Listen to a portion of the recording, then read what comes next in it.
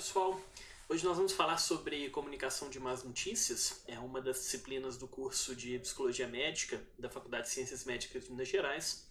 Embora seja um curso mais específico para medicina, uma disciplina mais específica para medicina, esse tópico específico eu acho que ele se aplica a qualquer área da saúde, né? A gente aborda basicamente quais são as estratégias que nós temos para comunicar uma notícia por vezes indesejada para o paciente. É uma notícia que pode gerar um impacto, uma emoção, uma reação negativa nesse sentido. Então, embora o material que eu vá apresentar aqui, ele tenha como bibliografia de referência, como artigos de referência, alguns materiais da área biomédica, principalmente da área de câncer, de oncologia, eu acredito que não seja muito difícil, né, para todos os profissionais de saúde adaptar esse procedimento, esse protocolo para suas clínicas mais específicas. Nós fazemos isso na psicologia, por exemplo, no diagnóstico de neurodesenvolvimento ou de transtornos neurocognitivos, e embora tenha sido criado na oncologia, eu acredito que as estratégias aqui se apliquem de forma mais genérica, né? Antes de começar, eu gostaria de agradecer os colegas da saúde mental da faculdade, né, pela disponibilização do material, em especial a professora Melissa, né, que me autorizou abertamente a utilizar os slides dela. Então, esses slides não são meus, são produzidos por uma colega aqui como base para essa aula. Então, vamos lá. Quando a gente fala de más notícias, né, é um conteúdo diferente do que a gente tem visto no curso até agora. Então aqui são conteúdos que podem ter um peso, um impacto emocional negativo, né, no nosso paciente.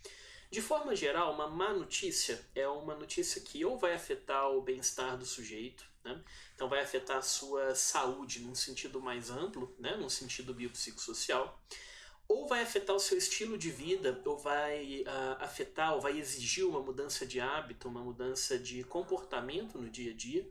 Nós já discutimos em alguns momentos sobre hábitos, sobre comportamento diário, e é sempre uma mudança difícil, né? Toda mudança é difícil, mudar um hábito é particularmente custoso do ponto de vista psicológico, do ponto de vista emocional. Ou então um diagnóstico que vai impactar o futuro, uma notícia que vai impactar o futuro, né? Algo que vai trazer limitações em algum momento, ou que vai limitar, né, as perspectivas, ou as opções, ou os caminhos que você tem de um certo ponto da sua vida em diante. Obviamente não é bom receber uma má notícia. Se a gente for trazer para fora do contexto da saúde, por vezes a gente tem que comunicar uma má notícia para alguém, né? Nas aulas presenciais a gente costuma fazer algumas dinâmicas, alguns roleplays, colocando um aluno para comunicar para o outro uma notícia potencialmente ruim, né? Só que fora da saúde, só para a gente testar como que é a experiência. Imagina, por exemplo, você comunicar a notícia para um amigo ou uma amiga que o parceiro ou parceira dela está sendo infiel, né? Então você está dando um flagra de infidelidade. Como que você comunica isso para a pessoa? Como que você escolhe as suas palavras? Qual que é o contexto que essa comunicação é feita? E principalmente, há algum tipo de método que possa tornar essa comunicação mais fácil, né? Quando a gente está numa dinâmica desse tipo, eu falei uma mais de brincadeira, até para quebrar o clima um pouco dessa temática, mas é sempre difícil a gente comunicar uma notícia dessa, e tem gente que faz isso melhor, tem gente que faz isso pior. Se a gente for pensar que essa é uma comunicação, né, e é uma comunicação que vai exigir uma certa empatia, que vai exigir uma certa compaixão, obviamente tem pessoas que são mais aptas a fazer isso, tem pessoas que naturalmente, né, e devido às suas características mais individuais, não tem tanta dificuldade de fazer uma comunicação desse tipo. Tem outras pessoas que vão travar completamente, vão ter pessoas que vão ter muitíssima dificuldade de fazer uma comunicação. Então isso tem uma base nas nossas características pessoais, né? Alguns traços de personalidade, por exemplo, amabilidade, por exemplo, extroversão, por exemplo, abertura, eles podem afetar um pouco essa nossa habilidade, né, de fazer essa comunicação. De todo jeito, né, quando a gente não pode confiar exclusivamente, né, no nosso jeito, no nosso tato, nós temos protocolos que facilitam o processo, né? E adotar um protocolo desse tipo, ele tende a ser benéfico mesmo que você não seja uma pessoa que tenha muito jeito, tá, para fazer esse tipo de comunicação. Então lembrem-se, má notícia ou vai afetar a saúde como um todo, aqui numa noção de bem-estar, ou vai exigir uma mudança mais radical de estilo de vida, ou vai mudar a sua perspectiva de futuro, né? O que você pode fazer de um certo ponto em diante. Algumas das más notícias típicas, né, na área médica envolvem você ter a recorrência de uma determinada doença, por exemplo, um paciente que é tratado para câncer. Né? Ele faz o tratamento, responde parcialmente e após um certo tempo ele tem uma recorrência do caso. Então essa é uma má notícia, uma notícia difícil. Né? Sequelas irreversíveis, quando você tem alguma doença, algum tratamento, algum impacto no sujeito, que vai gerar uma consequência que não vai ser modificada em longo prazo, né? Então aconteceu alguma coisa que não é possível remediar, vai ser irreversível, a pessoa vai ter que conviver com aquilo daquele ponto em diante. Falência terapêutica, que é quando, a despeito do nosso melhor esforço, nós não temos um bom resultado terapêutico, nós não temos um bom resultado de tratamento e esgotam-se as opções que nós temos para ministrar um paciente. E diagnóstico e progressão de doença, principalmente quando a gente fala de doença crônica. Né? Receber o diagnóstico de uma doença crônica é uma experiência muito difícil, mesmo para doenças que são tidas como doenças comuns ou tidas como doenças mais corriqueiras. Né? E saber da progressão dessa doença muitas vezes é um estressor enorme na vida da pessoa. Eu trabalhei muito tempo, trabalho ainda na verdade, na minha clínica privada com doença de Alzheimer. Né? Comunicar um diagnóstico de doença de Alzheimer é difícil, porque ela é uma doença progressiva e é uma doença que a gente tem quase que um misto, né, assim, dessas características que estão aí na tela. Então nós temos uma doença de natureza, é uma doença adquirida, né, mas enquanto ela durar ela vai ter um caráter crônico, ela não vai ter uma remissão, ela não vai ter grandes ciclos, por assim dizer. Ela é progressiva, nós não temos boas formas de manejar clinicamente o paciente.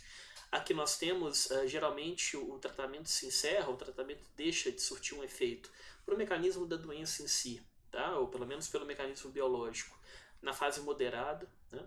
E é algo que definitivamente vai gerar consequências irreversíveis para o nosso paciente.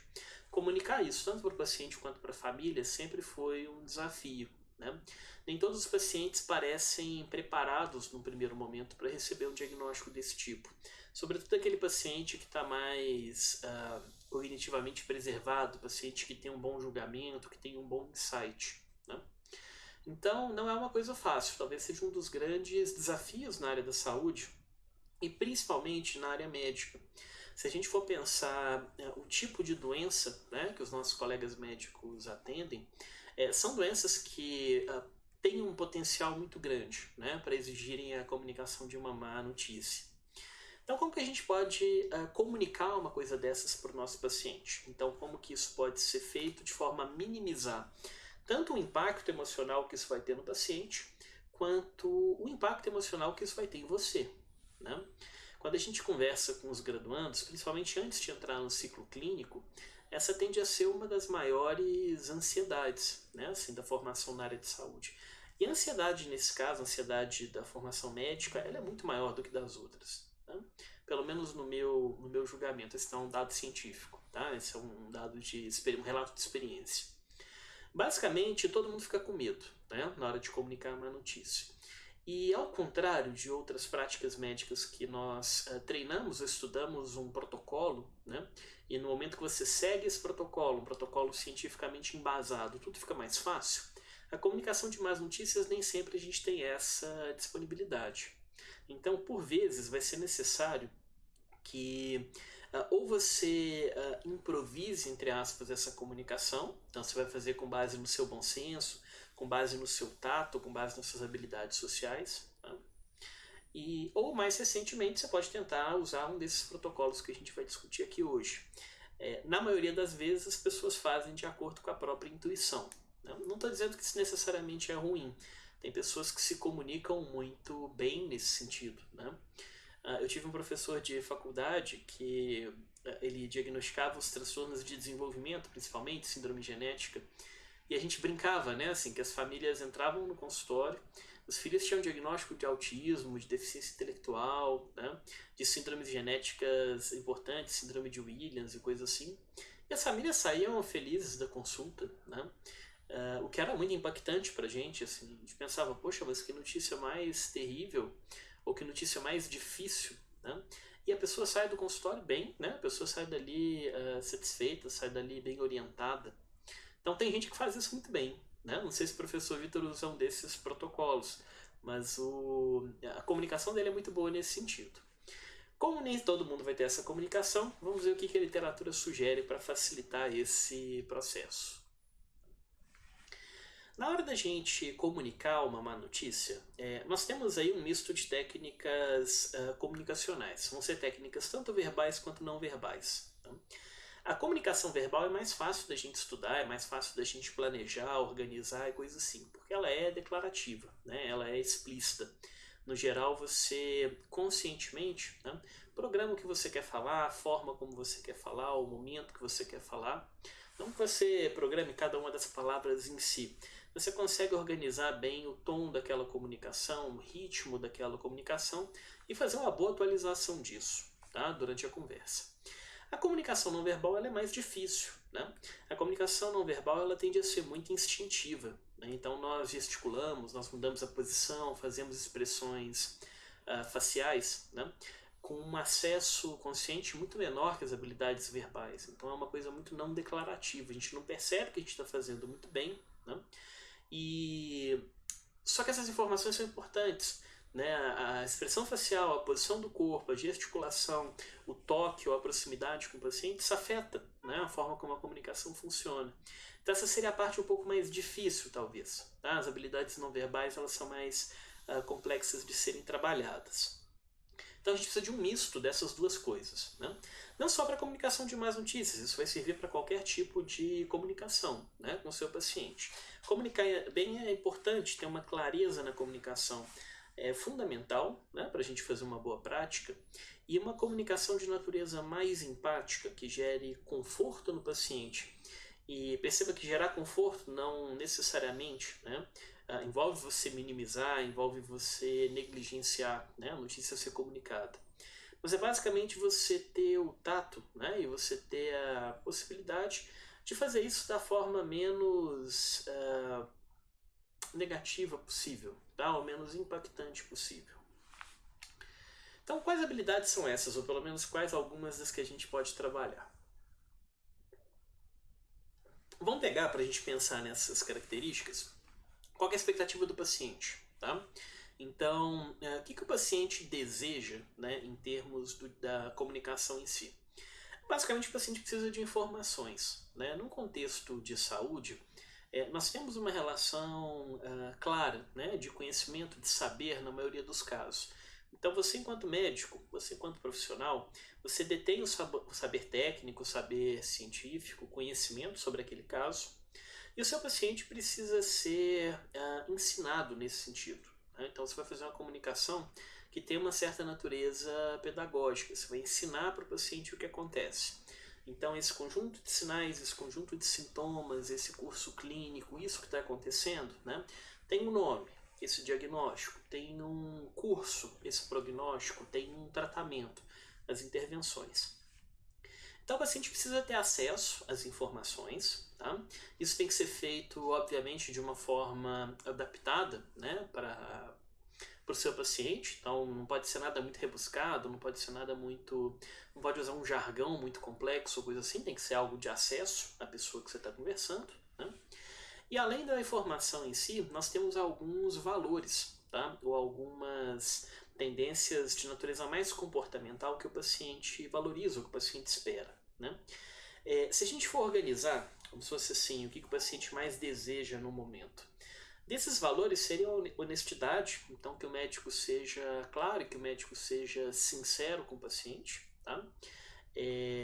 Você não precisa ser direto, você não precisa ser agressivo, você não precisa ser enfático na comunicação, mas ela tem que ser honesta, né? A gente não pode negligenciar as informações do nosso paciente. É necessário compaixão, né? Eu vou usar uma definição psicológica aqui de compaixão, que é basicamente a empatia, né? Então, a definição de empatia, mas aquela que consegue te mover em direção ao outro, né? Você se tornar empático com a pessoa a ponto disso despertar o cuidado, né? Não você ser empático a ponto de você desesperar, de você apavorar, de você ficar inseguro, mas você ser capaz de entender, né, os estados emocionais, os estados mentais, a expectativa do paciente e pautar a sua ação em função disso, né? O cuidado, né? Então, assim, o paciente deseja que você o acompanhe, o paciente deseja que você mantenha esse tratamento. Otimismo, né? Otimismo e honestidade são coisas, não são coisas excludentes, né? Otimismo sempre que for possível, sempre que houver a possibilidade de algum desfecho mais favorável, né? É importante a gente enfatizar esses desfechos. Isso não é desonestidade no momento que você é claro com o seu paciente, né? Se tem mais chance de dar errado do que certo, né? Você fala, olha, tem mais chance de dar errado do que certo, né? Mas se é a nossa opção, a gente vai torcer, a gente vai se esforçar ao máximo para que as coisas funcionem. Isso é otimismo, né? É uma característica importante. Também varia muito de pessoa para pessoa, mas aqui a gente pode, mesmo que você seja um pessimista, né, por natureza, por criação, aqui a gente pode transmitir para o paciente de forma mais otimista essa comunicação. E aqui eu acredito que esse próximo tópico ele é muito importante, é onde eu vejo muita dificuldade, tá? Acho que não só por parte dos profissionais, mas por parte dos pacientes também. É você ter uma clareza e uma disponibilidade para essa comunicação. Clareza envolve você ser capaz de comunicar ao paciente, ensinar o paciente, como a gente disse agora há pouco, esse componente pedagógico, de uma forma acessível para aquele paciente, né? Então, obviamente, você vai levar em conta a questão cognitiva, intelectual da pessoa, você vai levar em conta o conhecimento prévio que ela tem do próprio quadro, da própria saúde, você vai levar em conta o acesso que essa pessoa tem à informação, você vai levar em conta características que possam afetar a compreensão daquela pessoa sobre a informação que você quer passar, né? Então a gente precisa adequar o nosso discurso dependendo da pessoa que nós encontramos, né? Obviamente, se você for fazer um diagnóstico, né, vamos supor, de uma paciente idosa de 75 anos, que não teve escolarização formal, que vive no interior e que tem uma vida relativamente simples do ponto de vista cultural, do ponto de vista familiar, profissional, você vai transmitir uma notícia de forma diferente do que se você estiver diagnosticando um colega médico, tá, que é da área, que conhece os diagnósticos, que conhece os mecanismos e por aí vai. Então parece óbvio falar isso, mas muitas vezes a gente se acostuma, né, a comunicar uma notícia de uma certa forma e acha que é mais importante comunicar do nosso jeito ou comunicar em função da notícia, quando na verdade é mais importante a gente comunicar em função do paciente, né? A gente ser claro para a expectativa, para a compreensão daquele paciente em si. As outras coisas importantes, e aqui nós temos limitações muitas vezes logísticas nesse sentido, né? Os pacientes gostam ou desejam, né, geralmente, receber essa notícia pessoalmente, então o contato interpessoal próximo ele é importante nesse sentido, num ambiente privativo, então não no meio do corredor, não com várias pessoas na sala, mas você e o seu paciente, e no ritmo que o paciente tem, né? Tem gente que consegue lidar com uma notícia ruim de forma muito mais tranquila que as outras, mas cada um tem o seu ritmo nesse sentido, então você vai ter que acompanhar o ritmo do paciente. E bem importante nesse sentido é você separar um tempo para conversar com o paciente sobre a comunicação em si. O paciente, no momento que ele recebe uma notícia ruim, né? No momento que ele recebe uma notícia como essas, ele vai ter várias dúvidas nesse sentido. Ele vai precisar que você o oriente, que você explique, né, essas questões em relação a ele. Então você vai ter que separar um tempo, né, para discutir com o paciente, né, de forma clara, de forma aberta, de forma honesta, sobre o diagnóstico e tentar sanar as dúvidas que o paciente possa trazer, né? Estatisticamente, é provável que o seu paciente queira ter uma pessoa próxima dele, tá, para fazer nesse momento, mas não são tantos pacientes que desejam isso. Falei do lado do paciente, né? Agora vamos ver o outro lado da moeda, vamos ver para a gente, né? Pessoal, não tem jeito, tá? Toda comunicação de má notícia deixa a gente ansioso, deixa a gente um pouco inseguro e ativa o nosso senso de responsabilidade, né? É engraçado, quando a gente dá uma notícia boa, parece que a gente é menos responsável pelo futuro do paciente do que quando você dá uma notícia ruim, né? O seu envolvimento é o mesmo, né? Assim, não tem uma diferença factual nesse sentido. Mas a forma como isso nos impacta, tá? Nos impacta. Enquanto profissional, isso traz o paciente um pouco mais para perto, né? Nós, embora a maioria das pessoas tenha um viés meio otimista, né, para julgar as coisas, excessivamente otimista de vez em quando, na prática médica é muito comum que as falhas ou os resultados negativos, ou aqueles momentos que você não tem muita opção, você não tem muito o que fazer, isso geralmente é tido como os casos mais chamativos ou as regras, por assim dizer, mesmo que muitas vezes sejam exceções. Nós sempre temos um certo receio, né, quanto à expectativa. Nós estudamos a fundo o curso das doenças, mas a gente sabe, né, que muitas vezes o curso ele é imprevisível, né, as doenças, os pacientes, os tratamentos nos surpreendem de forma positiva e negativa.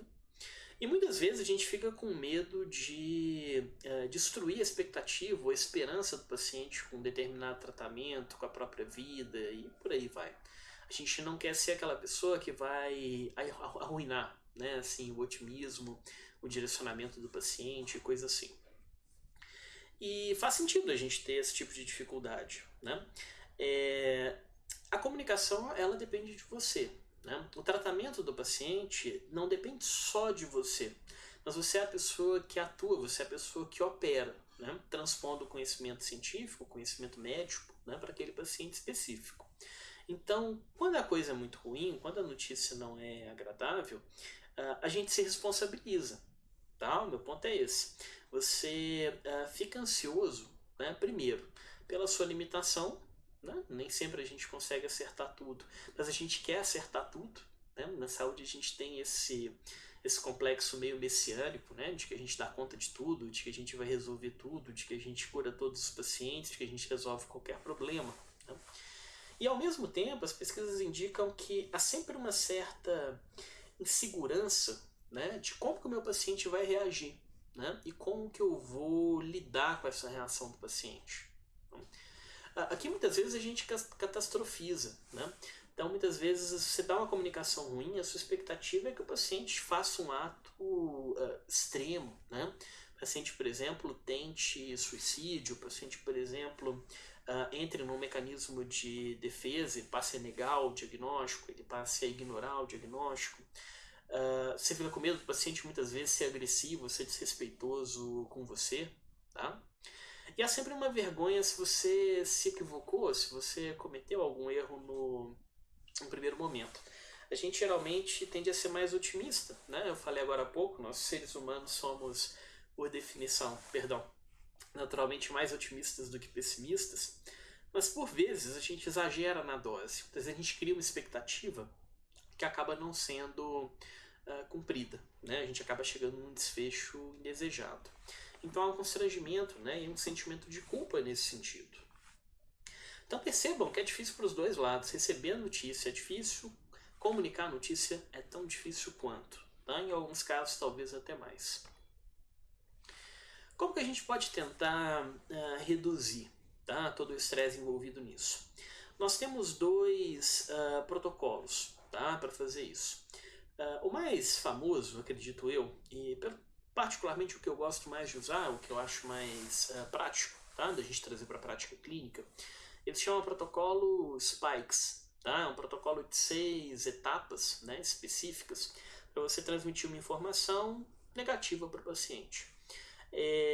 Está publicado na The Oncologist no ano 2000, então nós já temos 20 anos de trajeto, né, com esse protocolo. Embora ele tenha sido feito no contexto da oncologia, eu acho que ele é realmente muito amplo e ele é muito fácil de você personalizar para a sua demanda clínica, né, para a coisa que você precisa lidar ali naquele momento. O SPIKES, então, né, cada letrinha aí do termo ele vai ter um significado diferente. Se a gente jogar no inglês, a resolução aqui não ficou muito boa, tomara que não comprometa muita leitura.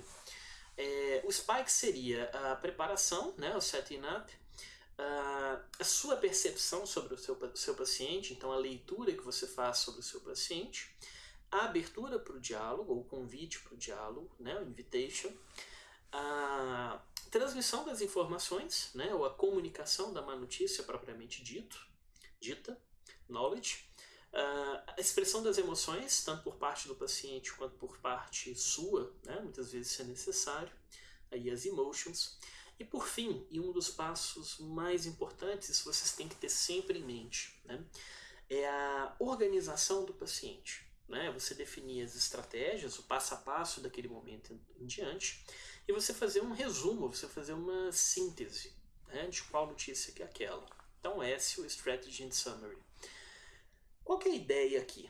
Né? 6 passos. Então, prepare-se com antecedência para esse encontro, para essa comunicação. Perceba a expectativa do seu paciente, o conhecimento do seu paciente, como o seu paciente se apresenta naquele momento. Abra o diálogo da má notícia. Então, nós sempre usamos uma frase para introduzir, tá, a má notícia em si. Então, é uma frase de abertura que já prepara o paciente tanto para a valência, né, se é negativa ou positiva, quanto para a intensidade daquela comunicação. A parte pedagógica, né, que é basicamente você transmitir a informação para o seu paciente e capacitá-lo, né, ou orientá-lo nesse sentido sobre o que está acontecendo. E aí chega a parte mais imprevisível de todas, que é a expressão das emoções, né, que aí varia bastante de caso para caso. Vamos passar brevemente esses tópicos para vocês terem uma ideia de como que pode ser feito.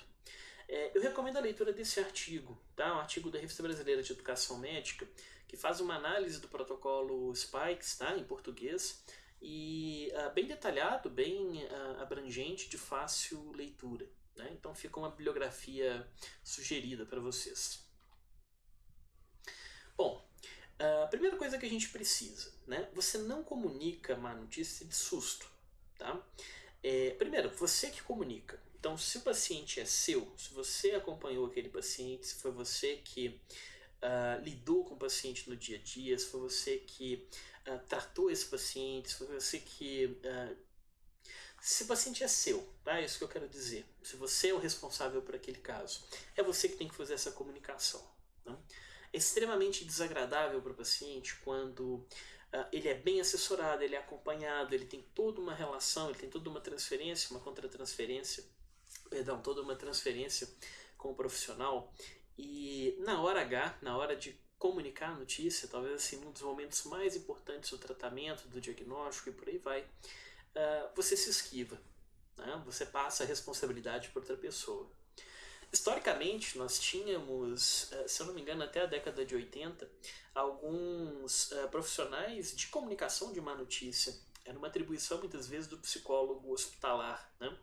Então, a equipe de saúde, né, os médicos, os demais profissionais, faziam o diagnóstico e chamavam o psicólogo para comunicar aquilo.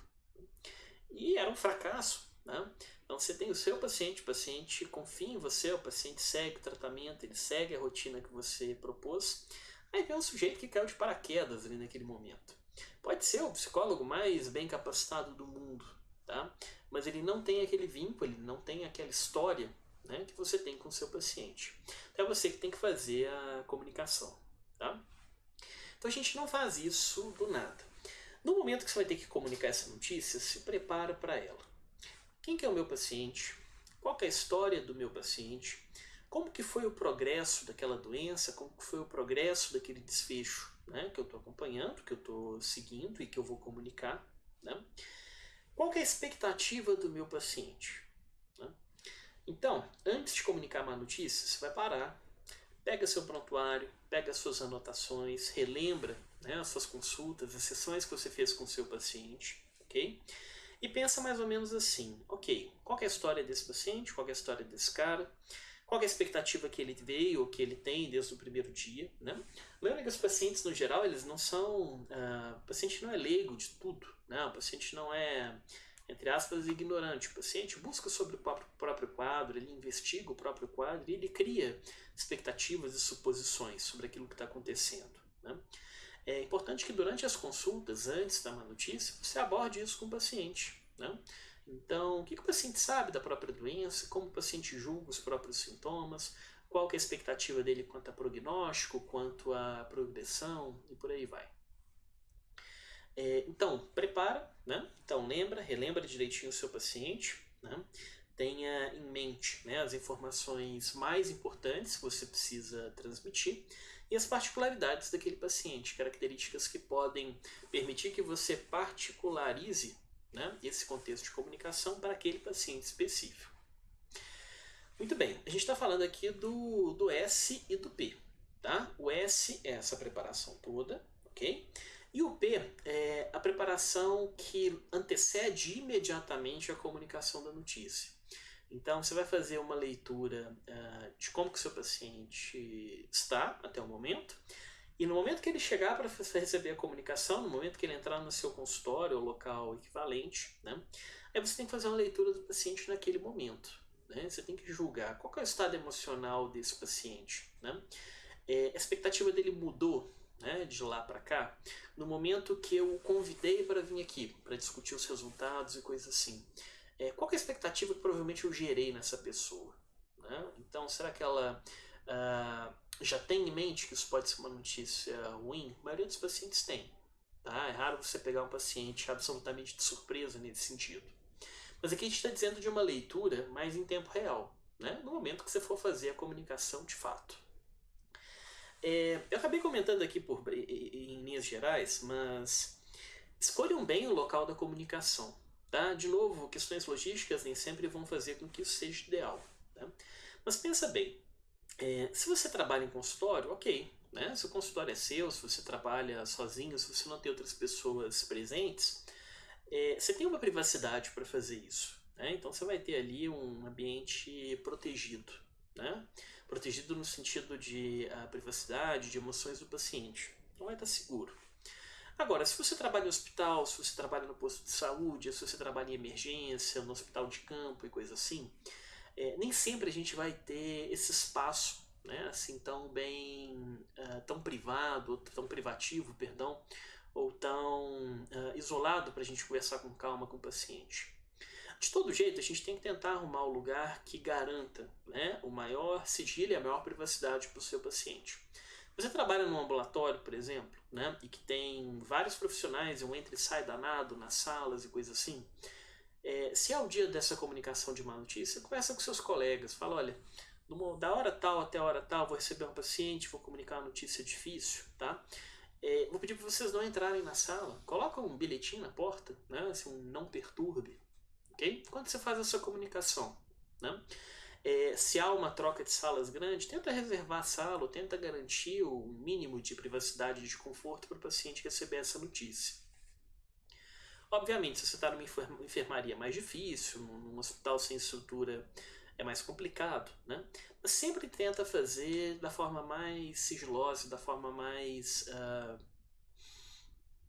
menos constrangedora, tá? Possível para o seu paciente. Então sempre tente garantir um ambiente acolhedor, um ambiente que o paciente se sinta, não vou dizer exatamente bem, porque é difícil se sentir bem num momento desse, tá? Mas que ele tenha um mínimo de conforto, tá? Outra coisa importante aqui na preparação, já tenta antecipar mais ou menos o que você acha que vai acontecer com o paciente. Se o paciente é mais emotivo, né, se o paciente tende a ter reações negativas, tende a ter, por exemplo, choro e desorganização e coisa assim, se prepara para tanto. Né? Reserva um tempinho de consulta um pouquinho maior. Um gesto muito simples, tá? Assim, para gente que trabalha em consultório é muito comum, mas no hospital nem sempre, mas tem isso no consultório, tem uma caixinha de lenço. Tá? Se o seu paciente, por exemplo, se emociona, se o seu paciente chora e coisa assim, né? Parece a coisa mais boba do mundo, você entregar uma caixinha para o sujeito pegar um lenço. Né? Mas isso transmite conforto. Né? Ali naquele momento, né, esse é um gesto de compaixão. Né? É um gesto que você entende o que está acontecendo com o seu paciente, né? E é o pequeno conforto que pode trazer um certo alívio, tá? Para a pessoa ali naquele momento. Muito bem. Nessa questão, né, de você perceber o paciente, acho que o mais importante aqui é você ter uma ideia da expectativa do sujeito. Né? Raramente o paciente vai ser pego completamente de surpresa por um diagnóstico. Né? No momento que você tem sintoma, provavelmente tem alguma coisa acontecendo. Nas primeiras consultas que você fez com o seu paciente, é muito provável que você já tenha adiantado, né? O que possa ser, o que não possa ser, quais são os diagnósticos prováveis mais tranquilos, diagnósticos mais graves, mais difíceis. Então, provavelmente, você já preparou, né, o paciente para as possibilidades daquela comunicação. Como que seu paciente se sente nesse momento ajuda bastante. Né? quebrar a expectativa do paciente é sempre mais complicado, né? Então, no momento que você tem algo muito diferente do que o seu paciente espera, talvez seja interessante, antes de comunicar a notícia em si, você traçar um pouco do raciocínio, né? Você colocar um pouco do racional de como que você chegou a essa conclusão, a esse diagnóstico. Muito bem. A comunicação em si, ela se beneficia muito de você trazer uma frase de abertura. Tá? O que é a frase de abertura? Você não chama o paciente no consultório e fala assim, olha, seja bem-vindo, pode sentar, fica à vontade. Fulano, você tem tal coisa. Essa não é a melhor forma de você fazer isso. Tá? Quando a notícia é ruim, uma frase, né, de abertura garantindo a valência da notícia, se ela é positiva ou negativa, em geral prepara, mesmo que rapidamente, né, o emocional do paciente para aquela comunicação. Então, no geral, você fala assim, olha, te chamei aqui para discutir sobre os seus resultados, sobre os seus exames, sobre o seu diagnóstico, né? E eu lamento te informar, mas essas notícias não são boas. Assim, eu sinto lhe dizer, mas eu não trago boas notícias. Qualquer frase nesse sentido. Tá? Isso antecede o resultado, o diagnóstico em si. O que você está fazendo com isso? Você já está dando uma expectativa para o paciente sobre o que ele vai receber. Né?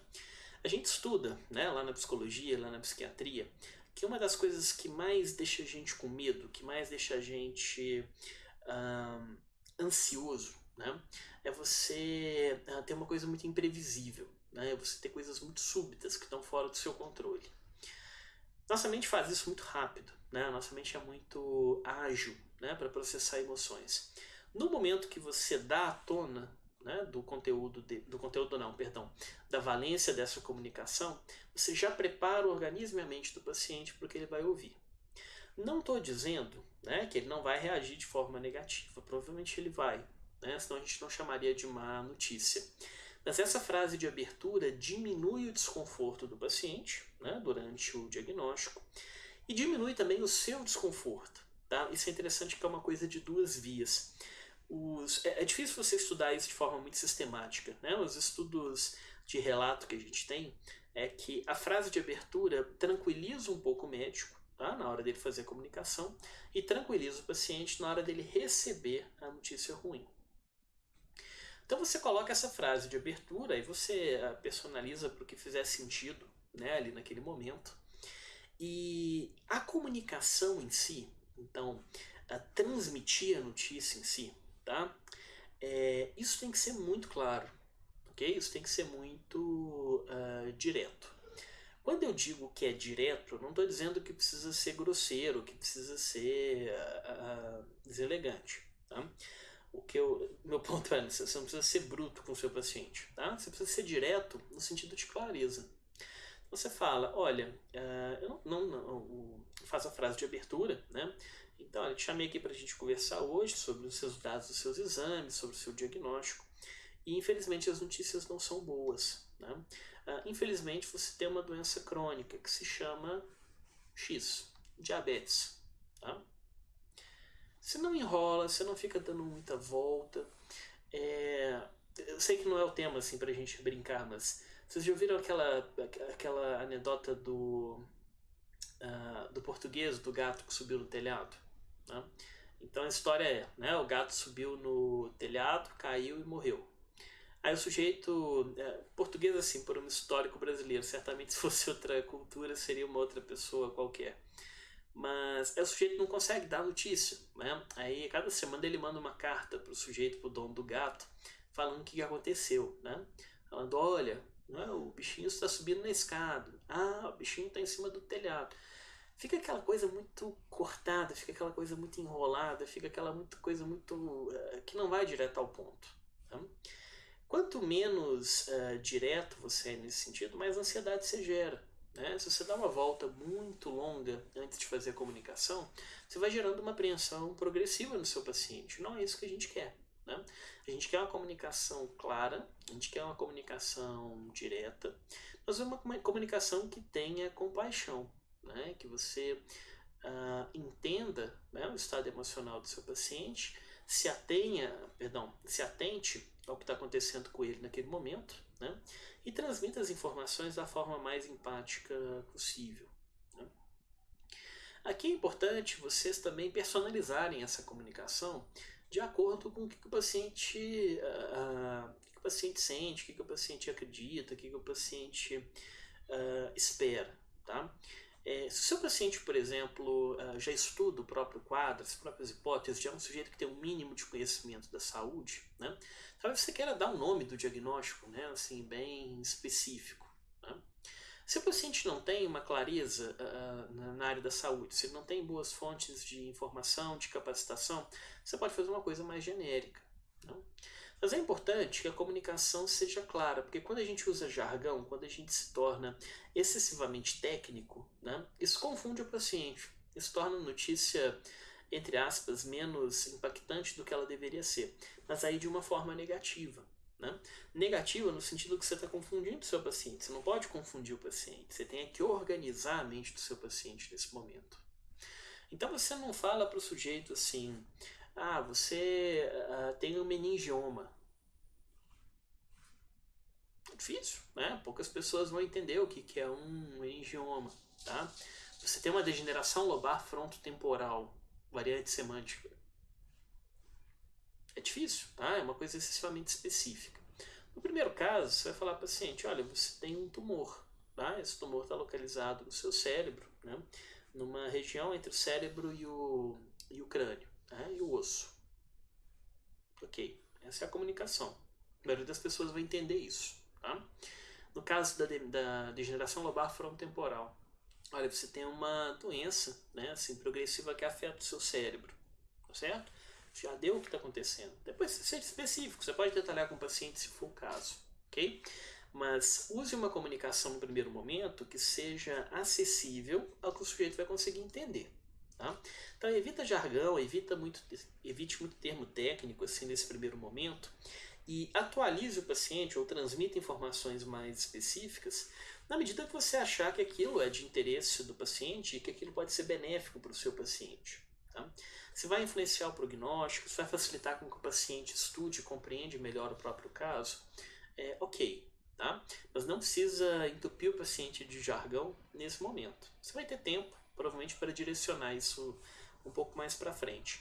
Mas seja claro, né? Seja direto, não fique dando muita volta, tá certo? Essa é a frase de abertura, né? E aí vem a parte mais imprevisível, né? No momento que você fez a comunicação, você vai ter a reação do seu paciente, né? A sua também, mas vamos focar aqui na reação do paciente primeiro. A gente tende a ser um pouco catastrofista nesse sentido. A gente espera que muitas vezes a gente espera que o paciente vai ter uma reação muito mais intensa do que geralmente ele tem, né? A gente tem até alguns estudos mais sistemáticos documentando isso. Então vamos supor, numa escala de 10, você comunica uma notícia ruim, por exemplo, o câncer. Você acha que seu paciente vai reagir 9, tá? A maioria dos pacientes não reage 9, reage 6, ok? Então a gente geralmente superestima a reação negativa do nosso paciente.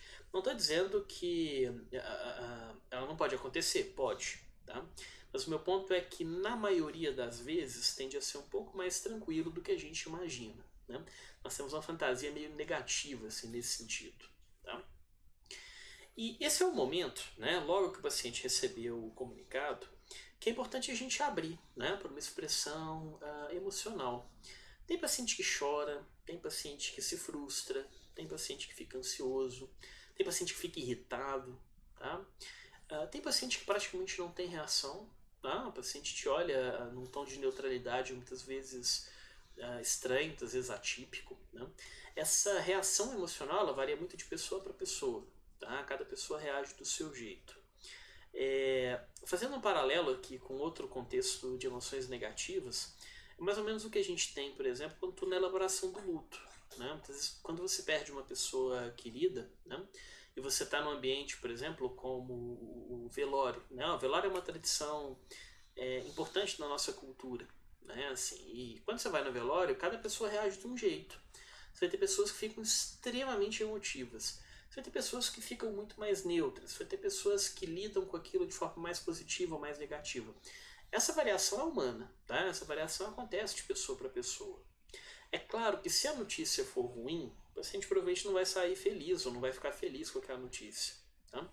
Embora o diagnóstico ele tenha um papel muitas vezes de estruturar a ansiedade do paciente. Ele está muito com medo, ele não sabe, ele está perdido, ele está desorganizado, ele não sabe o que está acontecendo. O diagnóstico muitas vezes coloca uma certa ordem, né? Ele organiza as ideias do paciente nesse sentido. Mas esse componente mais benéfico ele tende a ser posterior. Tá? A comunicação no primeiro momento ela é mais difícil, as emoções são mais negativas.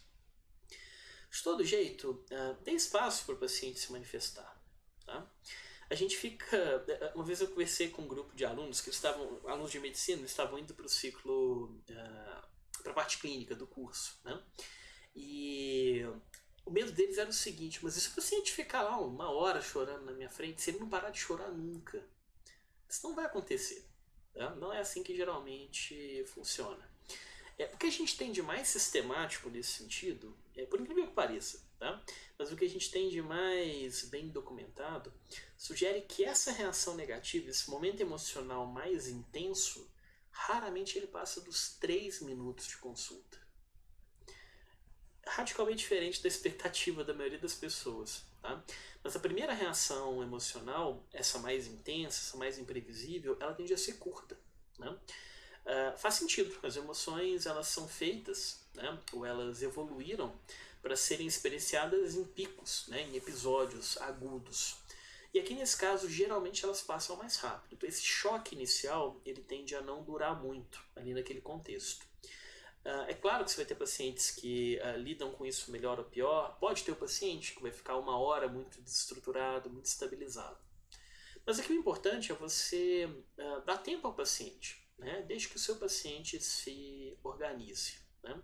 Se o paciente chora, né? Entrega o lenço para ele, deixa o paciente chorar. Tá? Não seja aquele otimista inadequado. Né? Não chora. Não chora. Tá? Chorar é expressar tristeza. Esse é um momento de tristeza. O choro ele é bem-vindo nesse momento. Tá? O choro é bem-vindo, o desespero não. Tá? Paciente desestruturado não é bom nem para ele, nem para você, nem para o tratamento. Tá? Mas a expressão dessas emoções mais primárias é importante. Tá? Eu recomendo que vocês deem uma olhada, né, nos trabalhos sobre as fases do luto. Né? Tem vários autores que vocês podem estudar, não só o modelo clássico. Mas quase sempre quando a gente tem uma notícia ruim, quando a gente tem essa notícia de perda, seja de perder a saúde, de perder perspectiva, seja o que for, a gente tem uma emoção quase sempre primária e quase sempre negativa. Então geralmente você vai ter medo, você vai ter tristeza e você vai ter alguns componentes de raiva. Tá? Faz parte. Okay? É um momento difícil, é um momento complicado. As emoções estão ali para preparar o seu corpo para lidar com esse momento. Okay? Então dê um tempo para o seu paciente. Como eu disse, raramente vai passar ali uns 3, 5 minutos no máximo do consultório. Você organizou bem, né, ali o seu contexto de comunicação, se você preparou o setting como um todo, você já levou isso em consideração. Entendeu? Você não vai reservar 2 minutos para fazer a sua comunicação. Reserva um tempinho. Eu sei que é difícil, eu sei que muitas vezes a logística complica, né? Mas esse é um momento importante para o paciente e é um dos momentos mais importantes da sua própria prática. Deixe que o paciente expresse suas emoções e seja empático nesse sentido. Tá? Não tem receita de bolo para a gente ser empático. Okay? E aí esse feeling, né, mais social, essa nossa intuição mais social, ou se vocês quiserem o termo técnico, nossa cognição social nesse sentido, né, vai fazer com que algumas pessoas lidem de forma mais ou menos satisfatória com esse contexto. Mas de todo jeito, né, se o paciente se lamenta, né, não vá contra o lamento do paciente. Tá? Não é essa a ideia, você não quer gerar resistência nesse momento. Okay? É muito mais importante você dizer assim, se o paciente desestrutura, o paciente fica apavorado com a notícia, o paciente está com medo daquela notícia. Né? Você não fala assim, não, você não precisa ficar com medo, tá? Não é tão grave quanto você está imaginando. Isso não é bom, tá? Isso gera resistência. O mais interessante é você falar assim, eu entendo que a situação é difícil, né? E é normal que a gente sinta medo nessa situação. Ok, você está legitimando uma reação que é absolutamente comum, absolutamente esperada, tá? Nessa situação. E ser empático, tá? Você sabe o que o seu paciente está sentindo. Não faz sentido o seu paciente trocar essa emoção ali naquele momento, né? O paciente vai ter essa reação inicial, seja empático com essa reação. Tá? E lembre, é um pico emocional, tá? É uma emoção aguda, ela vai passar rápido, né? Não vai durar ali horas e horas a fio, tá certo? Então, deixa o seu paciente se expressar, seja empático nesse sentido. Né? Dependendo do seu contato com o paciente, dependendo do que você conhece, dos atendimentos prévios, do acompanhamento que você já fez, você vai ver, tem paciente, por exemplo, que gosta de toque, né? Às vezes você pegar a mão do paciente, né? Você tocar o braço do paciente, né? Isso pode ser extremamente reconfortante, né? São formas de você expressar a emoção ali naquele momento. Na hora que você prepara, né, a comunicação, se o paciente deseja ou se você acha interessante e ele está ali com o familiar, né, muitas vezes o paciente vai se expressar com o familiar, ele vai abraçar o familiar, ele vai chorar com o familiar também pode ter reações parecidas, tá? Mas esse é um momento que isso tem que acontecer, tá? Deixa as emoções aparecerem ali naquele contexto. É o contexto propício para elas surgirem, tá? Então não vá contra as emoções do paciente, não discuta, né, assim, sobre. Não contradiga o que o paciente está sentindo, porque o que o paciente está sentindo é real. Tá? Pode não ser tão grave quanto você imagina, talvez a reação dele seja muito maior do que a dos pacientes geralmente têm, mas aquilo ali é legítimo, então não vale a pena nadar contra a corrente. Né? Pelo contrário, apoie o paciente, né? Legitima essa expressão, essa emoção que ele está sentindo. Tá? E aí vem o pulo do gato, ok?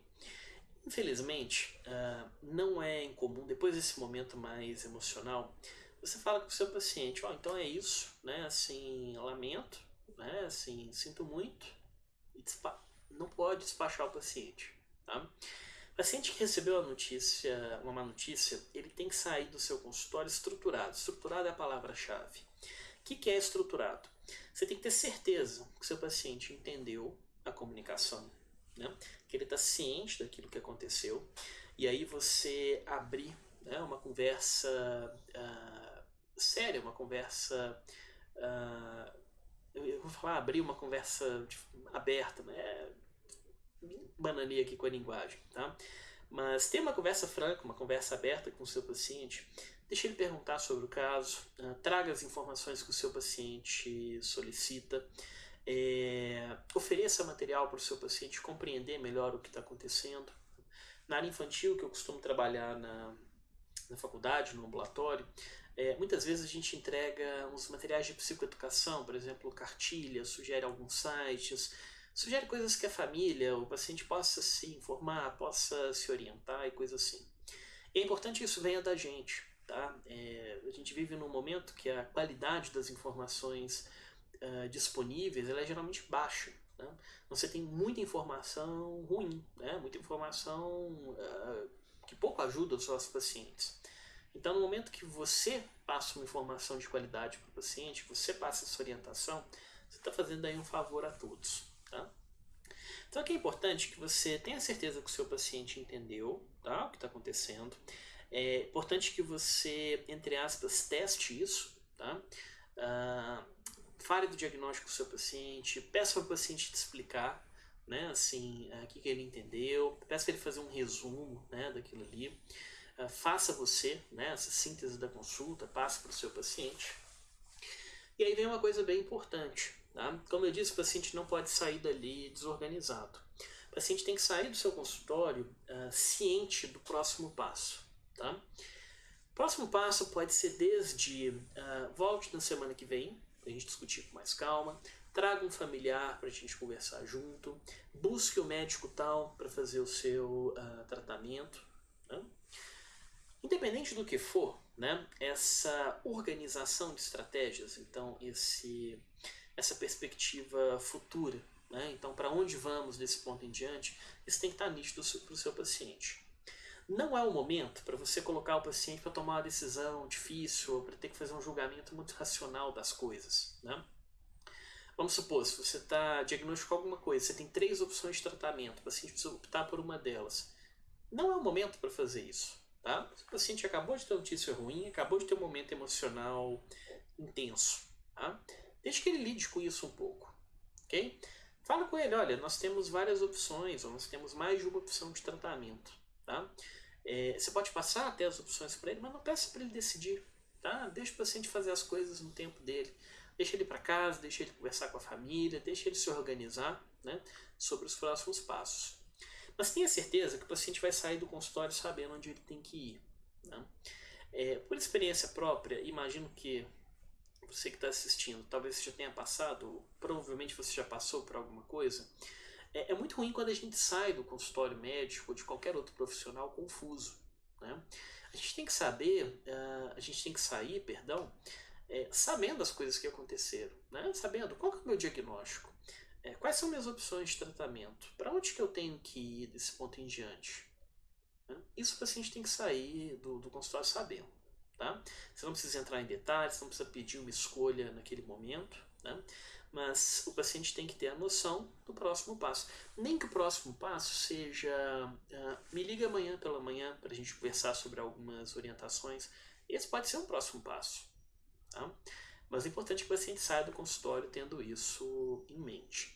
Se o paciente sai do consultório desorganizado, então se ele sai confuso com o diagnóstico, confuso com a notícia que ele recebeu, e se ele sai sem saber para onde que ele tem que ir, aí você tem um baita de um problema, né? O paciente não vai seguir o fluxo, né, que você imagina, o fluxo que você hipotetiza, né, que deveria ser interessante para ele. Muitas vezes o paciente vai abandonar a consulta, principalmente se há um mecanismo de defesa acontecendo. O paciente muitas vezes recebe um diagnóstico ruim, muitas vezes não. Não posso falar muitas vezes, é mais raro. Mas tem paciente que nega o diagnóstico, não, esse diagnóstico está errado, né? Busca uma segunda opinião. Justo e legítimo buscar uma segunda opinião, tá? Mas tem paciente que vai buscar a terceira, a quarta, a quinta, a sexta, até alguém dar a resposta que ele quer ouvir, né? Evite que isso aconteça, né? Dê um espaço para o paciente se organizar, dê tempo para que ele se organize, mas tenha certeza que ele saiu ali da sua consulta bem orientado, tá? Então qual é o próximo passo? Nem que seja, me liga pela manhã, volta na semana que vem, tá? Tem que ter alguma coisa para o paciente seguir. Bom, então o que a gente tem aqui no Spikes? Tá? Fazendo um resumo. Primeiro, prepara a comunicação da má notícia, não faça isso de supetão, ok? Mesmo quando seu ambiente não permite um preparo muito prévio, vamos supor que você está no pronto-socorro, tá? Você atendeu o paciente teve uma consequência, teve uma amputação, por exemplo, tá? Você tem que comunicar isso ao paciente e à família. Você não vai ter muito tempo para preparar, né? Provavelmente você não vai ter um consultório para fazer, você não vai ter nada tão estruturado. Mas lê direitinho o que é seu paciente, qual foi a amputação que ele teve, qual foi o ferimento, né?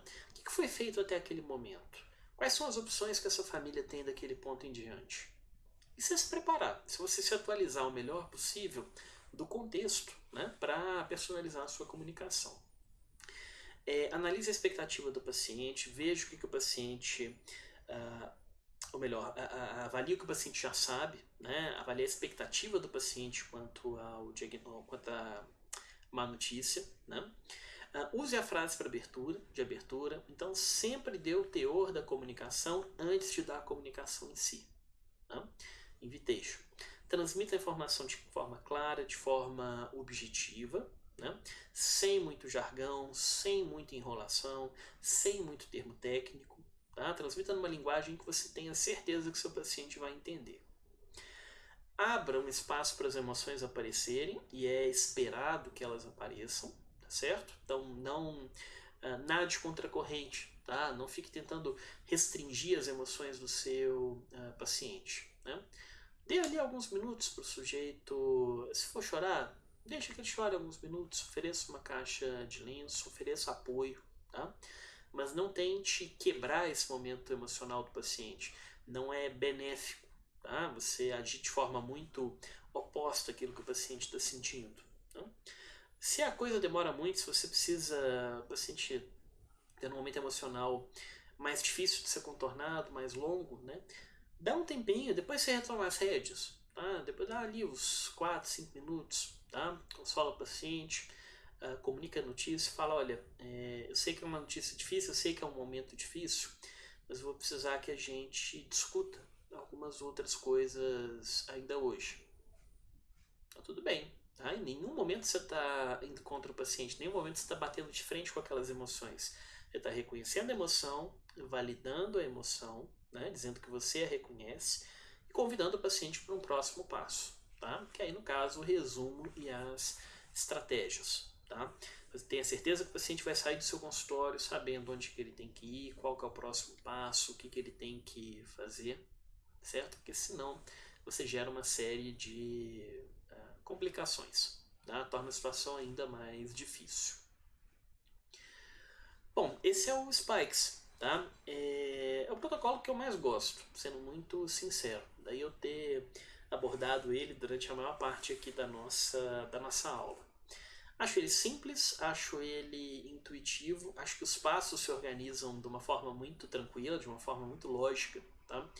E nós temos evidências na literatura que ele facilita o processo, diminui o sofrimento, melhora a compreensão e é bem prático, tá? Não é uma coisa assim que vai te tomar uma energia muito grande ou não vai te exaurir, tá? Pelo contrário, ele vai facilitar o processo de comunicação de uma notícia. Minha experiência pessoal com o protocolo é muito positiva, tá? Quando eu faço diagnóstico, né, assim, pela natureza do meu trabalho, geralmente são com as crianças, né? Então eu recebo os pacientes já com uma hipótese diagnóstica e eles vêm numa perspectiva muito de confirmar, né, diagnóstico. Então os médicos que eu trabalho de forma mais próxima, eles geralmente me pedem para confirmar se o diagnóstico é aquele ou não e orientar a família nesse sentido. E o Spikes me ajuda muito nesse sentido. Então, eu já leio o que é o diagnóstico, já me preparo antes, já vejo quem que é aquela família, quem que é aquela criança, o que é interessante eu falar agora, o que é interessante eu orientar depois. Então, eu consigo transpor, né, esse protocolo de oncologia tranquilamente para a área de neuropsicologia infantil, psicologia infantil. Né? E se a gente consegue fazer uma ponte tão grande, certamente a gente consegue fazer para outras áreas da saúde também. Saibam também que não é o único, tá? Nós temos outros protocolos.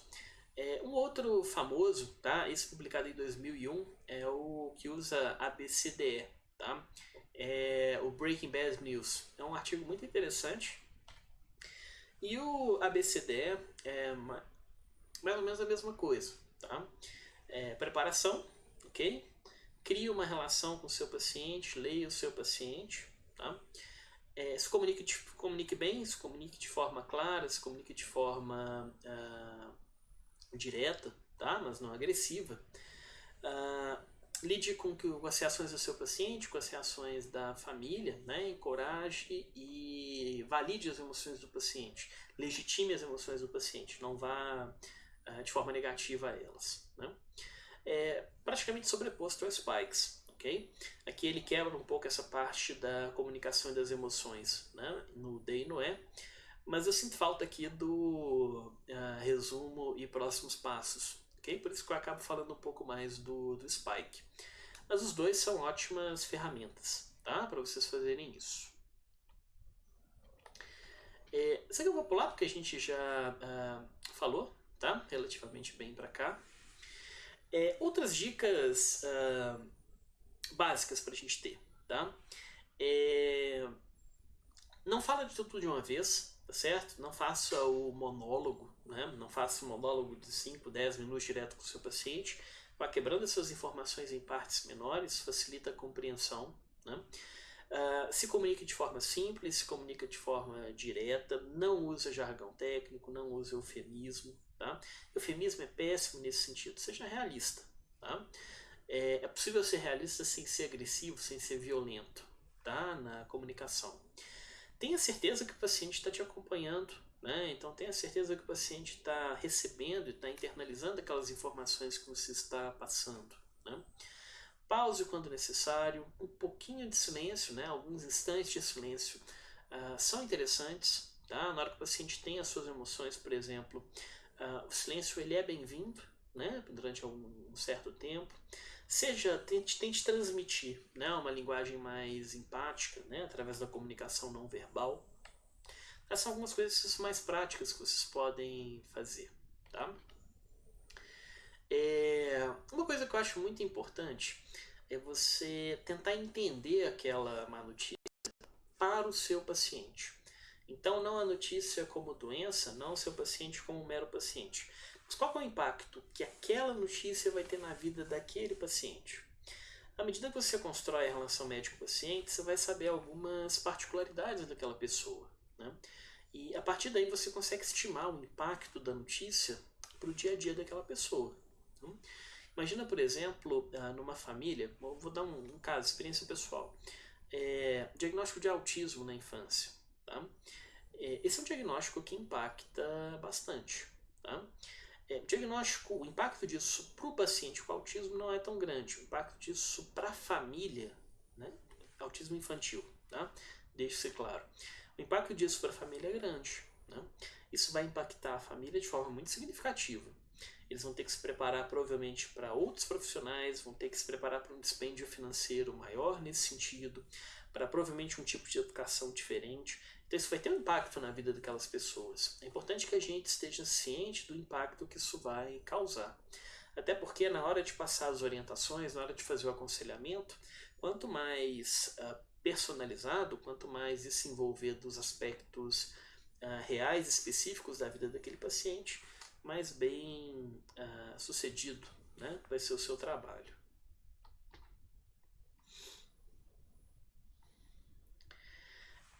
Um último ponto que eu gostaria de abordar com vocês é sobre prognóstico. Comunicar diagnóstico talvez seja mais fácil do que discutir prognóstico. Tá?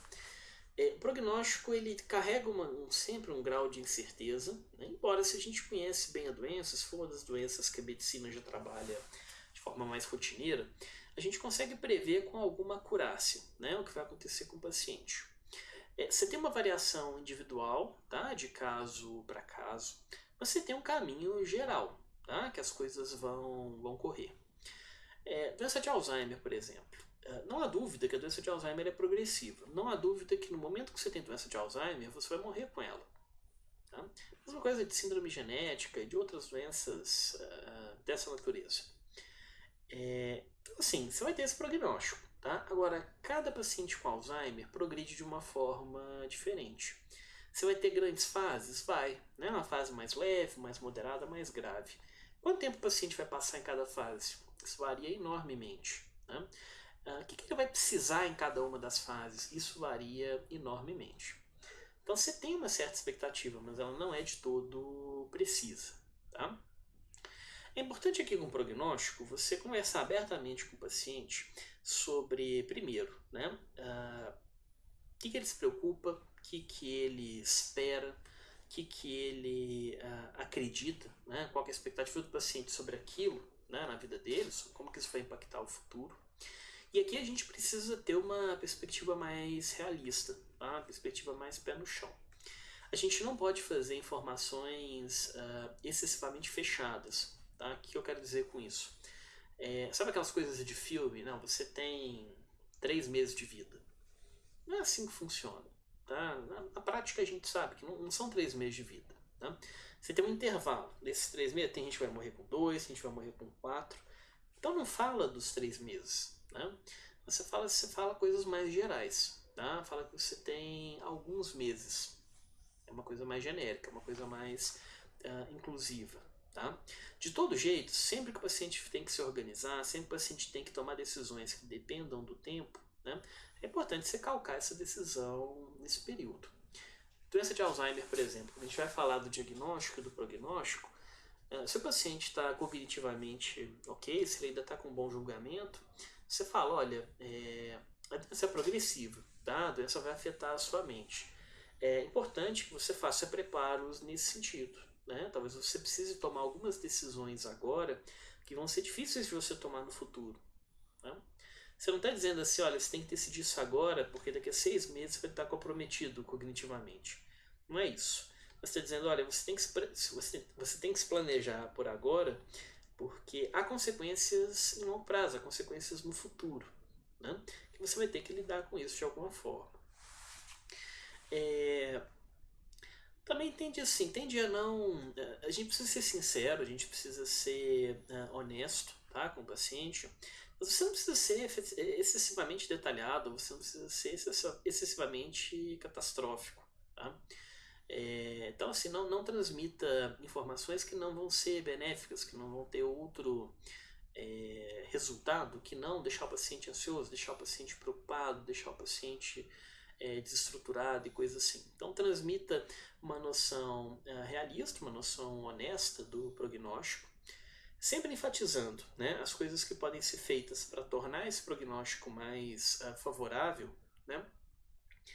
Mas tente não ser nem muito específico, nem muito fatalista. Tá? O paciente saber que ele vai morrer com aquela doença é alguma coisa.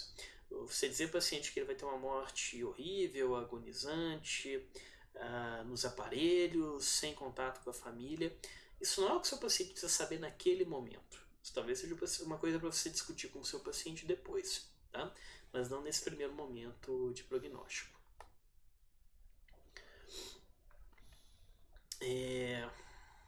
Bom, para facilitar esse prognóstico, tá? É sempre importante você já comunicar com antecedência, né, que a gente pode ser surpreendido, o paciente pode piorar mais rápido, o paciente pode piorar de forma mais lenta, o paciente pode ter melhora, o paciente pode ter uma certa inconstância, pode melhorar e piorar. É importante, se você tem um contato com o paciente, isso é possível, né? Se ofereça, né, para acompanhar o paciente em longo prazo, né? Mesmo que talvez você não seja a pessoa que vai ministrar o tratamento, você não seja a pessoa que vai mudar o curso da coisa. Mas se você tem uma boa relação médico-paciente, você tem uma boa relação de confiança, a sua presença ela é reconfortante, né? Eu vou deixar um link para vocês assistirem uma palestra do TED, tá? Uma TED Talk muito interessante sobre isso, né? Acho que é Abraham Verghese, como chama o médico. Ele fala muito sobre como que estar presente com o paciente, mesmo que muitas vezes você não possa fazer muita coisa, isso é extremamente reconfortante, né? Isso trabalha com o bem-estar do paciente, né? E lembre assim, de trazer um realismo, né, para o paciente. O paciente muitas vezes cria, né, assim, na cabeça dele, coisas que não são factíveis, né? Então ele imagina uma cura milagrosa, ele imagina uma reversão de uma doença que é irreversível, né? Ele pega uma probabilidade muito pequena de sucesso e toma isso como garantia. Então a gente tem que orientar o paciente à realidade, tá? Não de forma agressiva, não trazendo informações que vão deixar o paciente desnecessariamente, né, perturbado, mas traga um senso do real para o seu paciente, né? De novo, né, vou pegar os dois exemplos que eu dei, de Alzheimer e de autismo. Na doença de Alzheimer, por exemplo, realisticamente, o paciente vai ter que tomar decisões importantes naquele sentido, tá? Então, você fala, olha, você vai ter que tomar algumas decisões difíceis, e aí, como é que você quer a sua coisa a longo prazo, né? Que tipo de cuidado você quer receber, né? Financeiramente, como que você vai se organizar? No momento que você não tiver capacidade, né, de realizar algumas tarefas, qual que é o familiar que você quer que eu converse, que você quer que te acompanhe, que você quer que eu oriente? Então são coisas que o paciente vai ter que decidir, tá? Você não pode deixar o paciente com Alzheimer, por exemplo, falando assim, não, eu não vou piorar desse jeito, tá? Daqui uns 4, 5 anos, quando eu estiver ruim, eu penso isso. Não, tá? Realisticamente, ele vai piorar. E não demora 4, 5 anos, é mais rápido que isso, tá? Você não vai deixar o seu paciente mais ansioso do que ele já está. Mas ele tem que ter uma noção real, tá? Do que deve ser feito, do que pode ser feito e as decisões que são necessárias daquele ponto em diante. O caso do autismo, eu acabei não fechando o exemplo, tá? Mesma coisa, tá? Muitas vezes a família pergunta assim pra gente, mas o meu filho vai ser uma criança, as famílias usam muito o termo normal, tá? A gente que é psicólogo, a gente não gosta muito do termo normal, tá? Normal pra mim é estatística, tá? Normal pra mim quer dizer o mais comum numa determinada amostra, tá? O centro ali de uma curva. Normal acaba carregando um juízo de valor, né? Mas as famílias falam assim, mas isso é mais na infância, né? Quando ele for adulto, ele vai ser um adulto normal? Provavelmente não, tá? A pessoa tem autismo. Autismo não é um negócio que some, né, assim, ao longo da sua vida. Autismo é uma coisa que a gente aprende a conviver, né? Mais intenso em uma fase, mais leve na outra, mas são coisas que vão acontecer, né? Você fala o seguinte, olha, em longo prazo, né, muitas das dificuldades que vocês estão vendo hoje provavelmente não vão acontecer. Se é um caso mais leve de autismo, você fala, olha, o caso é leve, né? Ela vai conquistar uma série de habilidades, uma série de perícias, uma relativa independência, né? Então, assim, você vai dar uma noção realista da coisa, mas a gente não pode criar expectativas muito grandes quando essas expectativas não são realistas. Tá? De vez em quando, uma frase que me impactou muito, eu tinha acabado de formar, eu devia ter um ano de formado, coisa assim, e eu atendi em domicílio uma senhora com quadro de demência, a demência mista, perdão, a doença de Alzheimer com doença cerebrovascular. E um quadro de demência já moderado, né? E o filho dessa paciente, ele estava num quadro de negação muito intenso, né? E em dado momento, né, eu conversei com o médico da paciente, a gente fez um plano de cuidado, fez um plano de orientações. O médico pediu para eu ir na casa do paciente para conversar com a família, para orientar a família nesse sentido. Já estavam cientes do diagnóstico e coisa assim.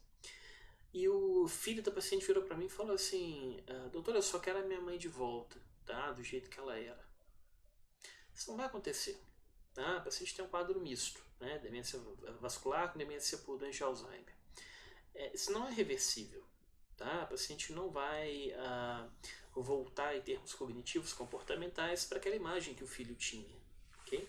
Quer dizer que é o fim do mundo? Não. Né? Não é o fim do mundo. Mas é um momento que a gente precisa falar com a família, olha, a sua mãe, do jeito que ela era, né? Essa expectativa que você tem da sua mãe voltar a ser, né, como ela era antes da doença, isso provavelmente não vai acontecer, tá? Porque a doença ela é progressiva, a doença é irreversível, né? Agora, o que a sua mãe tem, né, hoje? Como você interage com a sua mãe hoje? Né? Como que tem sido esse cuidado que você traz para ela? Né?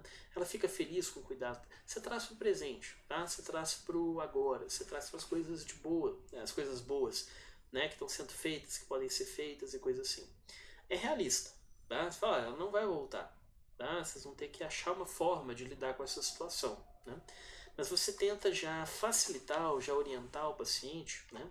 Que pense assim, ok, qual que é o próximo passo, qual que é o objetivo, qual que é o sentido disso agora, né? O paciente vai ter que fazer esse ajuste, né?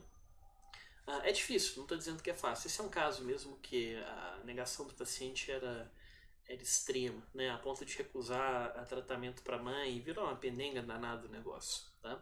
Mas a gente não pode dar uma falsa esperança, tá? Se há esperança, dê a esperança para o paciente, seja objetivo, torça pelo melhor, tá? Mas lembre-se que toda doença, todo prognóstico negativo, ele provavelmente vai exigir uma certa organização. Tá? É importante que o paciente se organize nesse sentido. Tá?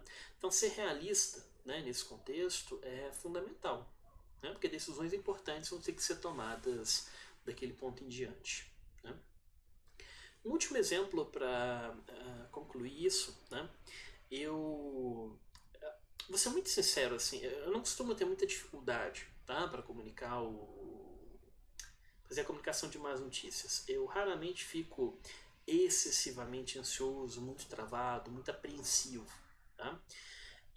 Embora também eu não tenha habilidades naturais muito boas para fazer isso, tá? Eu realmente preciso de um protocolo para me organizar e coisa assim, né? Minha mente funciona melhor dessa forma. Agora, teve um caso, especificamente, foi um caso de clínica escola, tá? Clínica escola, né, de estágio. E esse caso me impactou muito, né? Era um caso de doença de Alzheimer, minha carreira é muito focada, tá, na parte de demência, e era uma ex-psicóloga, né? Então foi uma psicóloga importante, famosa, né? Tinha um nome assim muito conhecido e tudo mais, importante para a história da psicologia do Brasil, né? E eu acompanhei o caso dessa paciente junto com o geriatra dela e nós discutimos, né, todos os exames, todas as avaliações, e para a gente estava muito claro que havia doença de Alzheimer naquele momento, né? muito leve, muito inicial, mas a avaliação de biomarcadores dela, avaliação neuropsicológica, avaliação clínica não deixava muitas dúvidas de que era isso que estava acontecendo. Né?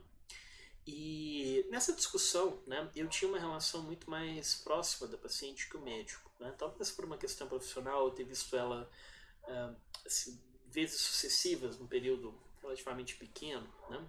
Então a gente concluiu que a minha proximidade com a paciente era maior, o conforto que eu gerava era um pouco maior e que eu comunicaria essa notícia, né, com o aval do médico dela, etc. Mas que por uma questão de aliança terapêutica, né, ou relação, não posso dizer médico-paciente, mas psicólogo-paciente, tá, eu seria a melhor pessoa para fazer isso. E foi um dos momentos mais difíceis, assim, da minha vida. Era uma pessoa brilhante, era uma pessoa com a mente muito afiada, né? Uma pessoa assim que não só a compaixão, né? Que a gente precisa clinicamente, mas eu tenho, eu ia falar tinha, mas na verdade eu tenho que dizer que tem, né? Um grande senso de admiração por ela. E foi extremamente difícil fazer isso, né? Eu me senti como um graduando, tá? Sendo muito sincero, né?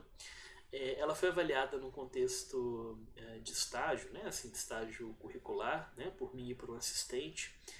E no dia eu pedi para o assistente não ir, tá? Eu não consegui ter ele junto para fazer essa comunicação. E foi muito interessante, né? Porque eu segui o Spikes que eu mostrei para vocês, passo a passo. Fiz a comunicação da melhor forma que eu consegui, tá? E eu tremi nas bases, eu fiquei muito, muito, muito ansioso.